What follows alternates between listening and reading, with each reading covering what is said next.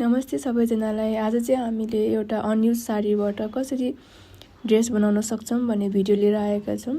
यदि हजुरहरूलाई राम्रो लाग्छ भने अन्तिमसम्म हेरेर हजुरहरूको घरमा पनि भएको अनयुज कपडाहरूबाट ड्रेस बनाउन सिक्नु होला है त। हामीले चाहिँ आज अनयुज साडीलाई कटोरी ब्लाउज विथ प्यानल स्कर्ट गाउन ड्रेसमा परिणत गरेका छौँ। त्यसको लागि चाहिँ हजुरले स्टार्टिङदेखि पहिले ब्लाउजको सबै काम भ्याउनुपर्छ र त्यसपछि स्कर्टको काम भ्याइसकेपछि हजुरले राम्रो गाउन बनाउन सक्नुहुन्छ। यसमा चाहिँ हेर्नु होला, हजुरले हामीले स्टार्टिङदेखि कटोरी ब्लाउजको प्रोसेस मेन गरेर कटोरी ब्लाउजको प्रोसेस सिकाएका छौँ। सो कटोरी ब्लाउज चाहिँ हामीले स्ट्रेट बेल्ट कटोरी ब्लाउजलाई चाहिँ हामीले गाउनमा परिणत गरेका छौँ। हजुरले हेर्नु होला। र मेन कुरा भनेको कुनै पनि ड्रेस फिनिसिङ गर्नको लागि चाहिँ आइरन एकदमै मोस्ट इम्पोर्टेन्ट हुन्छ। आइरन चाहिँ गर्न नछोड्नु होला। हजुरहरूले स्टार्टिङदेखि आइरन गर्दै ड्रेस सिलाउनु भयो भने चाहिँ हजुरको अन्तिममा ड्रेस रेडी हुँदाखेरि चाहिँ एकदम पर्फेक्ट फिनिसिङ आउँछ। त्यही भएर आइरन गर्न चाहिँ अल्छी नगर्नु होला।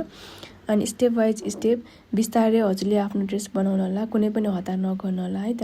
यहाँ चाहिँ प्रिन्सेस कटिङहरू हामीले जोड्न पनि सिकाएका छौँ। हजुरले बिस्तारै भिडियो पज गर्दै हेर्न पनि सक्नुहुन्छ।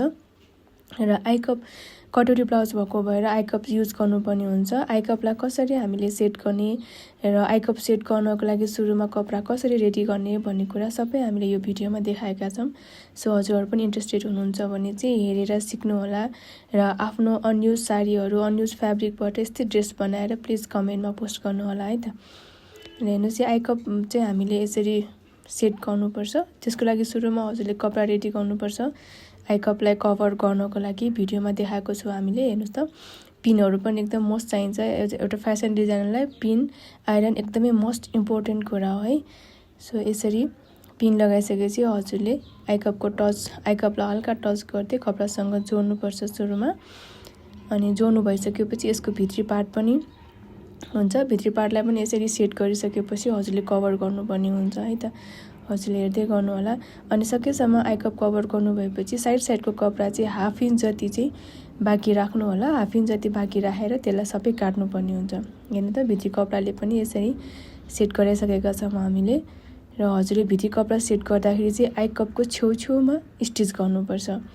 अघि हामीले मेन फ्याब्रिक टच गर्दा आइकपसँगै टच गऱ्यौँ भने भित्री कपडा जोड्दाखेरि चाहिँ आइकपको छेउछेउमा यसरी स्टिच गरेर त्यसपछि हाफ इन्च जति कपडा बाँकी राखेर सबै काटिदिनु होला। यो भयो भने हजुरको फिनिसिङ आउँछ।